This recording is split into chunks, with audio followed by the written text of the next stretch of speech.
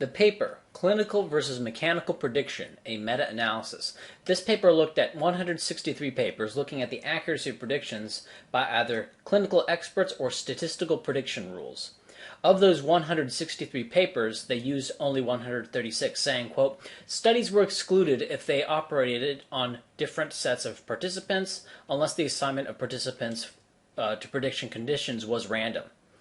This was to rule out the possibility that an ostensibly superior prediction method was favored by being applied to participants for whom predictions were easier to make. Statistical prediction rules are usually formulas. The classic example, or a classic example that I'll use, is whether or not judges in Israel would grant parole.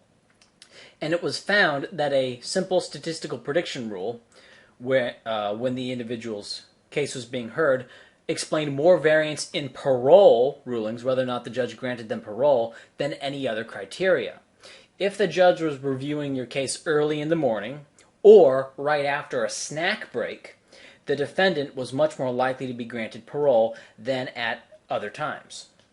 Of course, this study was done in Israel, but I would presume that these results generalize at least somewhat to the United States. So that's a very simple statistical prediction rule. They can be more complex than that. And the result of this meta-analysis here was that, in general, statistical prediction rules outperformed clinical judgments. But not in all cases, and sometimes they were very close. And usually they are pretty close. For example, success in graduate school was much better predicted by a statistical prediction rule than an expert judgment. For psychological disturbance, the scores were about the same, and while there were examples where expert judgment beat the statistical prediction rules, there was no case where the experts absolutely destroyed the SPRs, whereas there were instances where the SPRs absolutely destroyed the experts.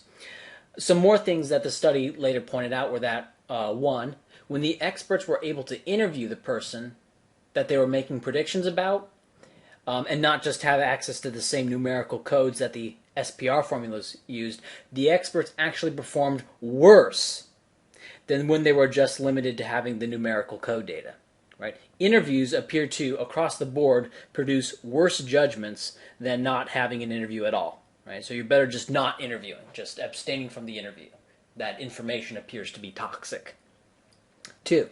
When medical experts were able to use more data than the statistical prediction rules, the gap in predictive ability shrunk, but the SPRs still beat the medical professionals in diagnosis. Psychology experts, on the other hand, don't close the gap at all when they have access to more data than the SPR, and I mean more data other than an interview.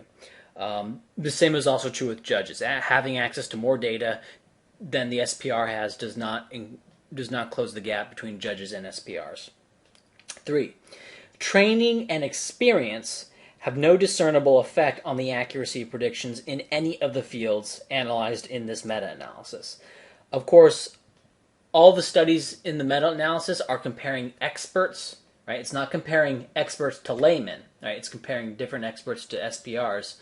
So really what they're saying is that the differences between people who have a given certification, i.e. between doctors, really amounts to nothing.